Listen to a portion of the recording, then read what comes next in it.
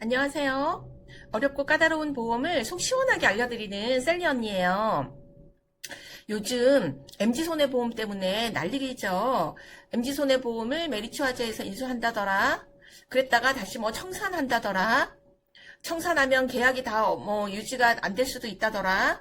이런 얘기들 때문에 MG손해보험의 계약을 갖고 계시는 분들이 너무 걱정을 많이 하시고 저희들한테도 문의를 많이 주세요. 사실 이런 사례가 없었기 때문에 저희도 굉장히 난감한 경우가 많았는데요. MG손해보험이나 롯데손해보험, 그 다음에 흥국화재, 요런 작은 보험사들이 큰 빅5 보험사에 비해서 보험료가 저렴하면서 회사가 작다 보니까 보장 내용이 좋은 상품으로 어필을 해야 고객분들에게 선택을 받을 수가 있잖아요. 그래서 상품이 보장 내용이 좋은 상품들이 꽤 많았거든요. 그래서 가성비를 따지는 고객분들이 MG손해보험을 선호한 경우들도 있었고, 그 다음에 그러니까 이제 보험료를 많이 낼 여력이 안 되시는 분들은 적은 돈으로 보장을 잘 받을 수 있는 요런 보험들을 선호하는 경향이 있어서 좀 어렵고 힘드신 분들이 피해를 많이 볼 가능성도 많은 것 같아요. 그래서 저도 걱정이 많은데, 그러면 보험회사가 파산하면 내 보험은 어떻게 되는지, 그러면 지금부터 보험료를 내지 말아야 되는지, 그리고 내 돈은 돌려받을 수 있을까? 이런 부분들이 걱정이 많으셔서 이런 부분들을 한번 오늘 살펴보려고 해요. 자, 보험은 다른 금융상품에 비해서 리스크가 참 많아요. 보험을 가입을 해서 납입을 하다가 중간에 해약을 하게 되면 손해가 막심하죠. 그리고 기껏 보험을 납입을 했는데 내가 병에 걸려서 또는 다쳐서 사고가 생겨서 보험금을 청구하니까 보장을 안 해준다더라. 이런 일들도 많다 보니 감독 규정이 굉장히 까다로워요.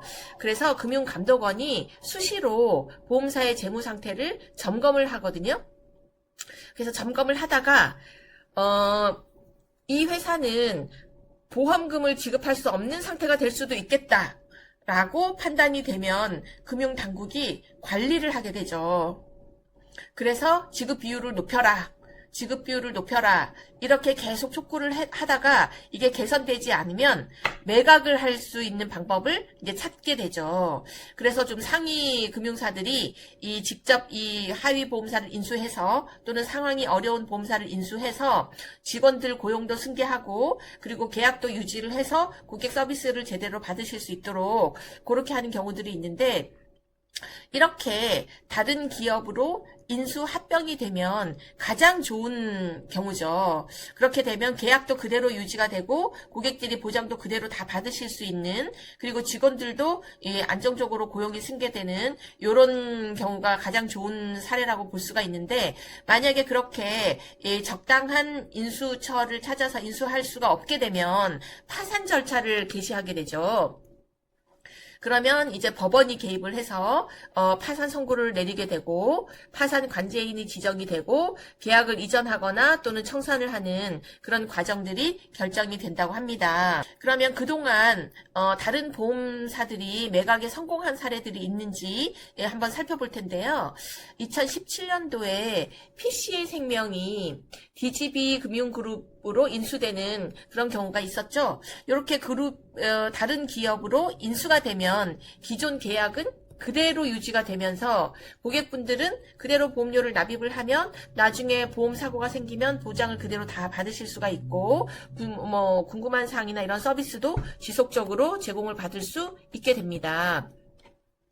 그리고 2013년도에 ING생명, 변액 보험으로 유명한 ING생명도 1차 MBK 파트너스라고 하는 사모펀드 회사가 인수를 해서 오렌지 라이프라고 하는 이름으로 사명을 변경해서 기업을 유지를 하다가 최종적으로 2018년도에 신한금융그룹이 재인수해서 지금 현재는 신한라이프로 통합이 돼서 계약도 그대로 유지가 되고 안정적으로 인수가 되었죠. 그런 반면에 파산한 회사들도 있어요. 한독생명 97년도에 외환위기 당시 유동성 위기로 파산을 했고요. 그다음에 삼신생명 또 자산운용 실패 및 부실 경영으로 파산을 했고요. 그리고 대한생명 2000년도에 파산 직전에 공적 자금을 투입을 해서 회생에 성공을 했다라고 합니다. 그리고 손해보험사 중에서는 리젠트 화재라고 2003년도에 재무 건전성 악화와 부실 경영으로 파산을 하게 됐는데요. 당시 보험사 중 최초로 파산 후에 계약이 분할 인수 방식으로 적용이 돼서 총 5개 보험사에서 계약을 나누어서 인수를 해서 유지가 되고 있고요. 일부 계약자는 보험사 이전 후에도 동일한 혜택을 유지를 하고 있고요. 그다음에 이렇게 인수가 된 계약들은 정상인 계약들은 이렇게 5개 보험사에서 나누어서 인수를 해서 그대로 보장도 유지가 되고 있지만 실효가 된 계약은 보험사로 인수되지 않고 예금보호기금에서 인수를 해서 청산 절차를 밟았다고 합니다. 그래서 이런 사례들을 보면 생명보험사들은 장기 계약들이 많아서 계약 이전 가능성이 높고요. 계약도 그대로 유지될 가능성이 큰데 손해보험사들은 상대적으로 청산 가능성이 높다고 합니다. 그래서 이번에 MG손해보험이 손해보험사죠. 그래서 청산에 대한 가능성이 더 높지 않느냐 이렇게 이제 업계에서는 보고 있는 것 같아요. 그러면 이렇게 청산이 되면 계약은 다른 보험사로 이전이 될 수가 있어요. 그리고 고객들은 기존 계약을 그대로 유지돼서 보장을 받을 수 있게 되죠. 그런데 이렇게 이전이 되면 정말 다행인데 청산이 되는 경우도 있죠. 청산이 되면 예금자 보호법에 따라서 각 개인당 최대 5천만 원까지 보장을 받으실 수가 있는데 이때 그동안 내가 납입했던 보험료를 보장을 해주는 게 아니라 해지 환급금을 보장하는 게 가장 큰 문제죠.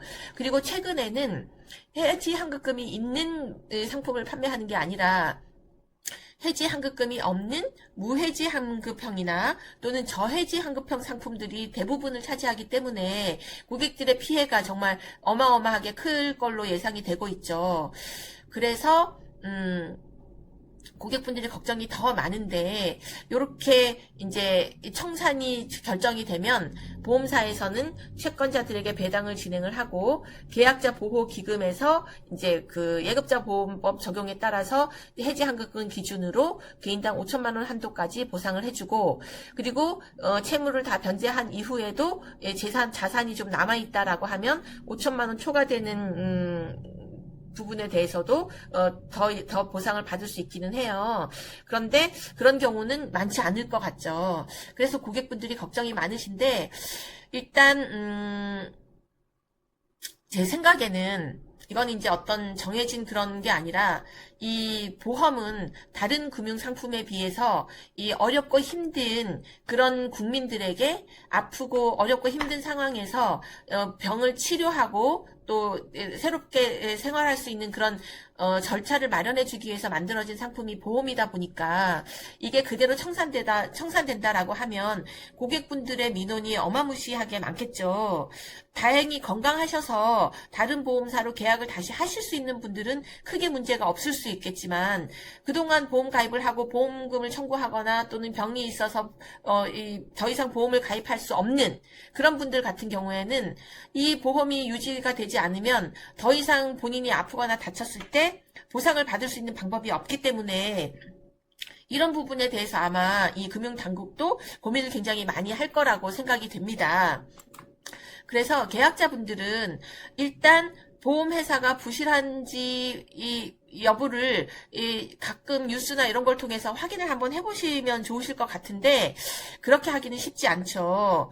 그래서 이 계약 MG손해보험이 청산한다라고 하면 보험금을 더 이상 내지 말아야 될까요? 이런 문의를 가장 많이 하시거든요.